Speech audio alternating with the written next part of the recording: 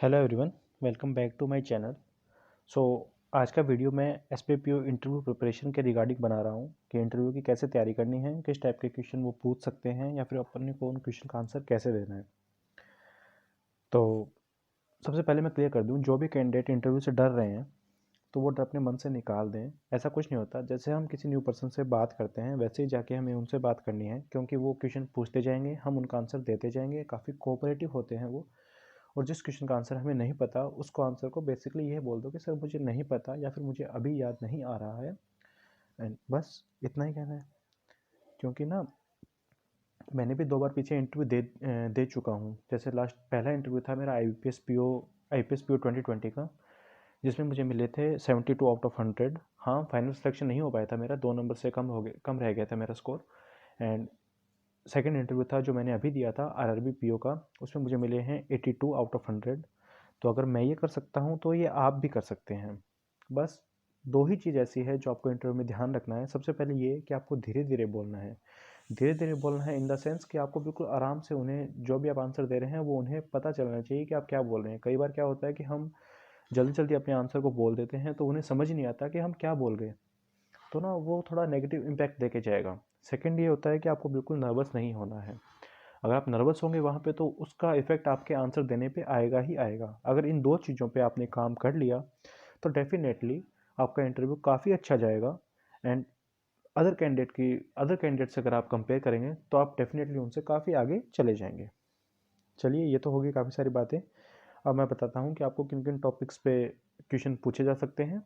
तो चलिए अब उनका जिक्र करते हैं। बेसिकली जो एस पी पी ओ जो इंटरव्यू होगा वो 4 चीज़ पे डिपेंड करेगा। सबसे पहला होगा पर्सनल क्वेश्चन, सेकंड हो गए बैंकिंग टर्मिनोलॉजी के क्वेश्चन, थर्ड हो गए जो आपके ग्रेजुएशन रिलेटेड क्वेश्चन होंगे, फोर्थ आएगा करंट अफेयर्स से।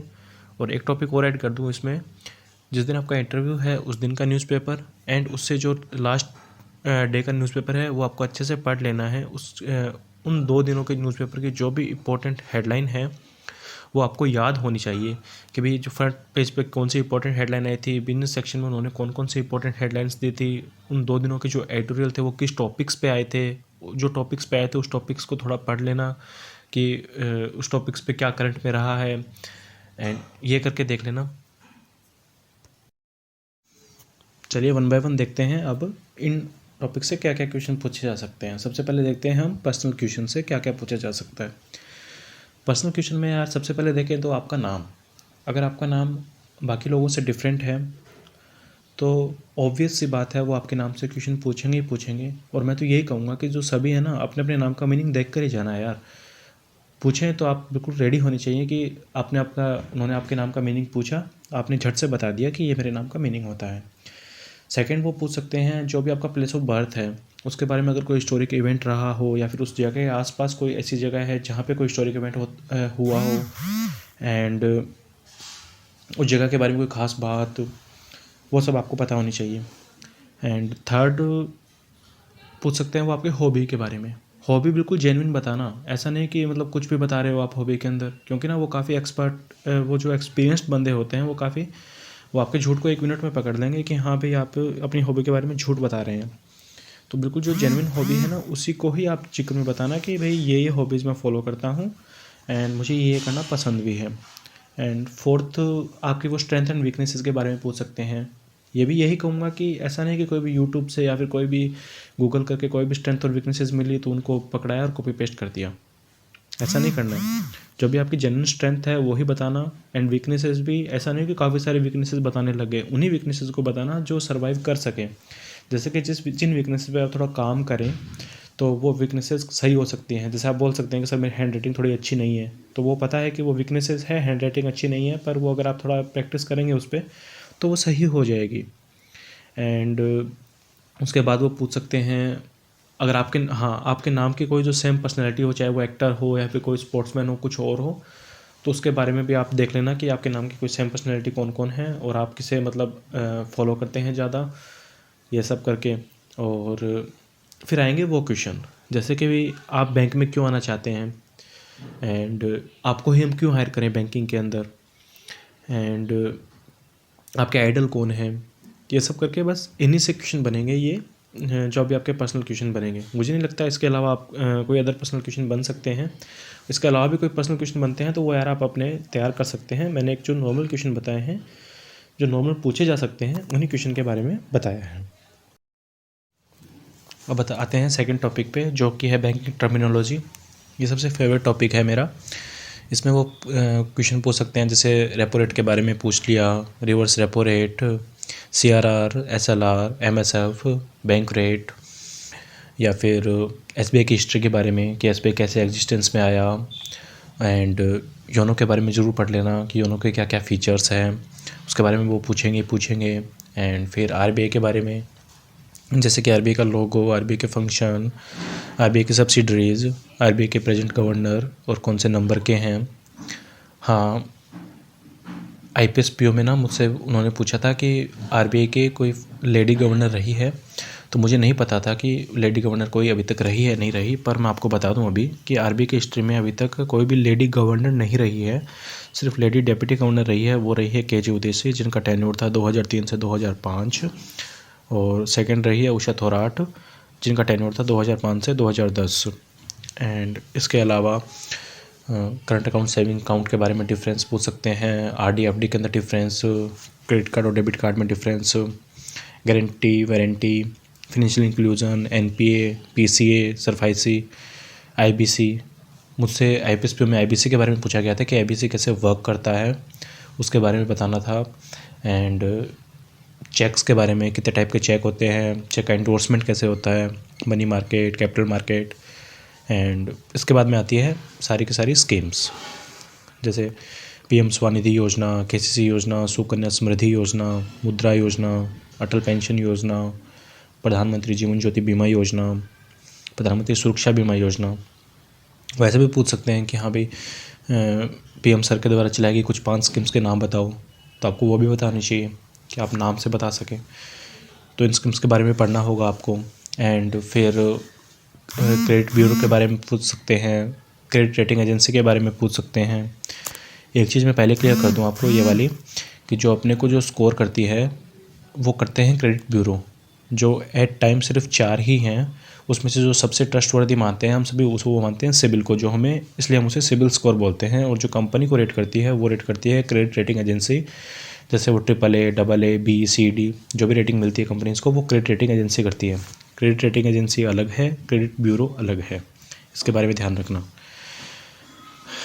इसके अलावा तो और क्या ही पूछेंगे यार बैंकिंग के अंदर, इतना पढ़ लेना। एंड फिर आता है ग्रेजुएशन के क्वेश्चन।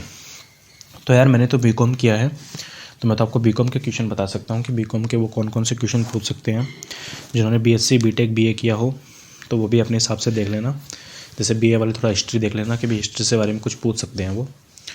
तो कॉमर्स वाले क्वेश्चन बता देता हूँ, जैसे बैलेंस शीट के बारे में पूछ लिया कि बैलेंस शीट पहले कैसे फॉर्मेट में बनती थी या वर्टिकल फॉर्मेट में बनती है, कौन से स्केड्यूल में डिफाइन है। ट्रायल बैलेंस हो गया, trading account, P&L account, and accounting standards के बारे में पढ़ लेना।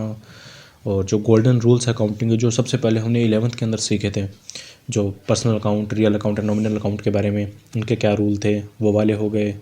And 7 P's of marketing, the capital expenditure, revenue expenditure, income tax के स्लैब, इनकम टैक्स की जो स्लैब्स है वो जरूर देख के जाना।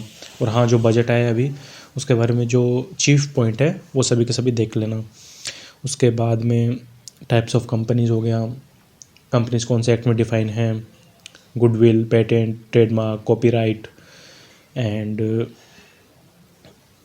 प्राइवेट एंड पब्लिक कंपनी में डिफरेंस हो गया। तो बस ये सभी जो नॉर्मल चीज़ है वो सभी पढ़ के जानी है। जैसे ब्रेक इवन पॉइंट हो गया, कैश फ्लो स्टेटमेंट हो गया कि भाई कितनी एक्टिविटी से कैश आता है, इन्वेस्टिंग, फाइनेंसिंग या फिर ऑपरेशनल एक्टिविटीज़। जो भी कॉमर्स वाले क्वेश्चन है वो इस चीज़ को रिलेट कर पा रहे होंगे कि मैं क्या बोल रहा हूँ।